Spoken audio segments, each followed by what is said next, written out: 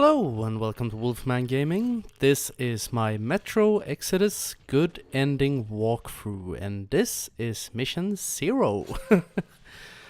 Also known as the introduction level. If you have played the previous games in the series, you know that all the games in these, or all the installments in this series, and most games today and past, also have the obligatory tutorial level. And in this level you will learn the basics of firing weapons, if you don't already know how to do that, since this is the third game in the series. And you get a slight peek of a new mechanic that they have introduced in this game, which I think is absolutely amazing. And that is the weapon rebuild system. This is something I will talk a bit more about later on in this walkthrough, but it basically allows you to rebuild your weapons on the fly to fit any given situation.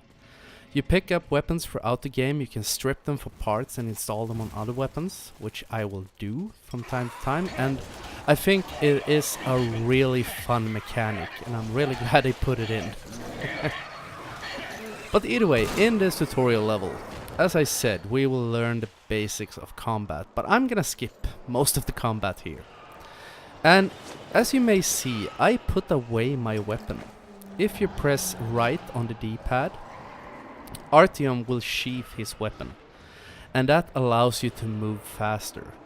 Like that instance there, you were supposed to fight those, I think they're called Nosalises or Watchmen or whatever.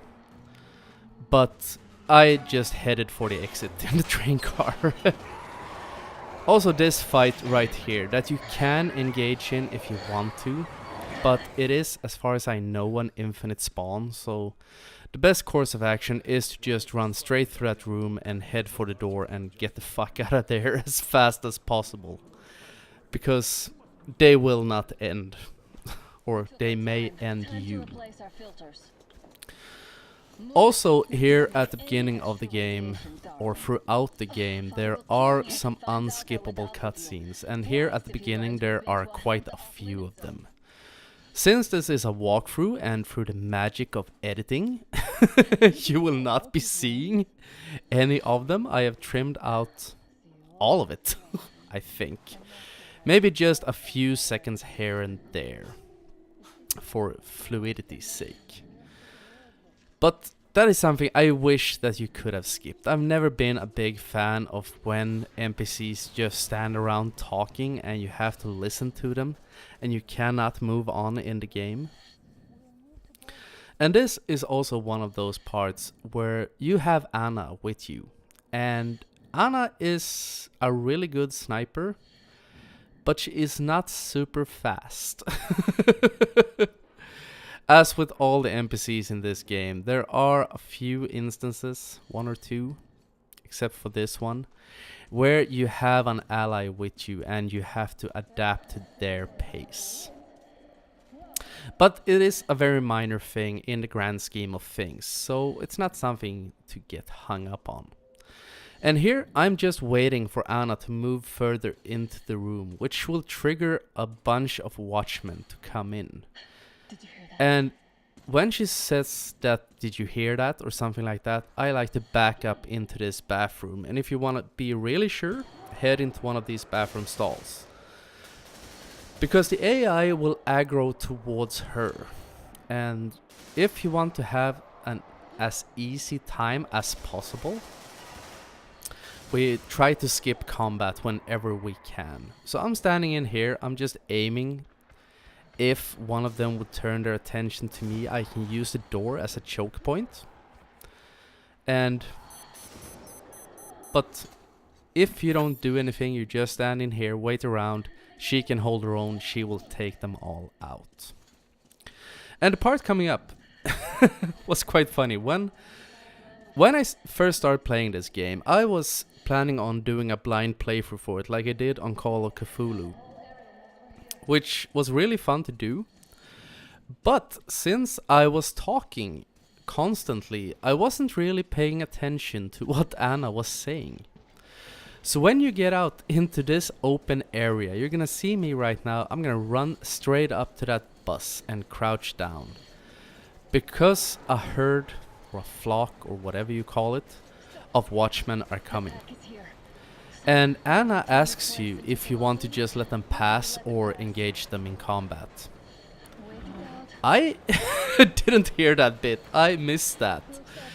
So suddenly I got body slammed by one of the watchmen and things got ugly. I tried to stand my ground and shoot them down, but I was torn to shreds.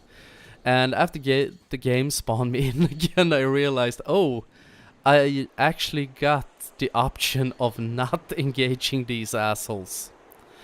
So the best course of action right there is just hide behind the bus. Since this is the tutorial, it will not affect the rest of the game very much, because things will happen in between this and the rest of the game. This is just to learn you the basics of the controls.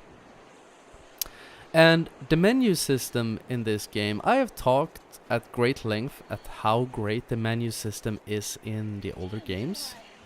Started in Last Light, and in the Redux version of 2033 they rebuilt it after Last Light. The menu system in this game is very much similar to that. There are a few small changes. I don't know exactly how they are compared to the older games, but I do know that I felt that some things had changed.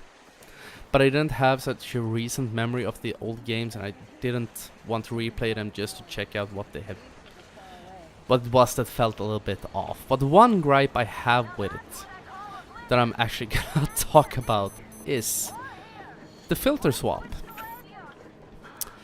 If you do a quick tap down on the D-pad, Artyom will swap his filter. If you press down on the D-pad and hold it down for like 1 or 2 seconds, make that 2 to 3 seconds, Artyom will take off or put on his gas mask. And that is something that caused, now I've gotten used to it, but on my first playthrough I found that a little bit annoying. Same with the flashlight. If you do a quick tap to left on the D-pad, he will turn on or turn off his flashlight. And if you hold down the button, he will take out or put away his charger.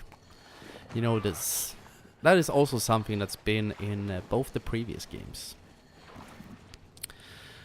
But they are very minor things, and as soon as you get used to them, it feels just as normal as, or as fluent as it did in the previous games.